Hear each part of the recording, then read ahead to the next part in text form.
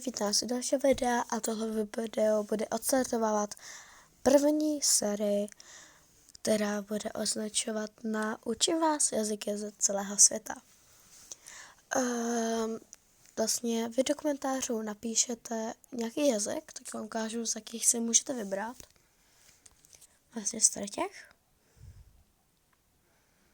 Napište, jaký byste chtěli. A já bych to nějak zkusila. Mám to převyprávět. No, na dnešek tu máme španělštinu. A vlastně další týden si vyberu jednoho z vás. A ten den jazyk budu vás učit. Dneska nakašlu, takže se omlouvám, když párkrát zakašlu dneska. A vlastně dneska do konce týdne všichni budete umět. Budete umět pozdrav, ptání se na jméno, prostě nějaký věci, které v normálním životě používáte a zase nějaký, co používáte denně v životě.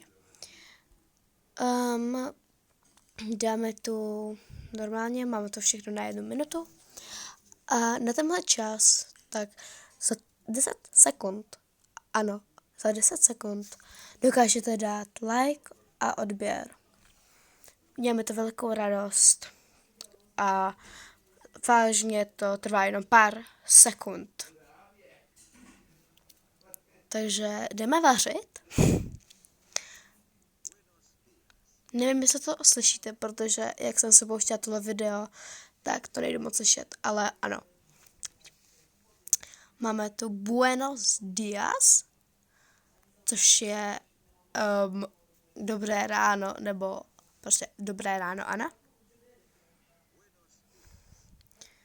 Vlastně Buenos je good, prostě dobrý, a días je ráno, takže Buenos, dobrý, nebo dobré, a días je morning, takže ráno. Hola je hello, neboli ahoj. True, to jsem se ještě nenaučila, ale podle mě to je holka. A fels je kluk. No, tak. Adios je zase asi dobré ráno, nebo tak něco.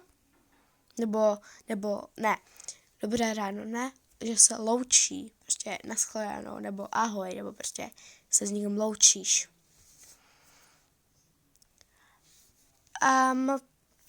Omlouvám se, že jsem se takhle spletla, já jsem to dlouho nedělala a teď to dělám po dlouhé době.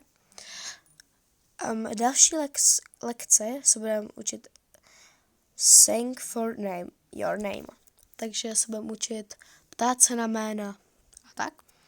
Takže se ještě jednou zopakujeme tuto lekci na pozdravy. Ráno, večer a takhle. Večer jsme se ještě naučili, ale to je budoucí. Ano? Ta se ještě těší. Předpokládám. A samozřejmě, jestli se budete chtít vrátit k té španělštině, tak klidně můžete mi to napsat a já budu zkoušet další věci. Takže to mám znovu Buenos días.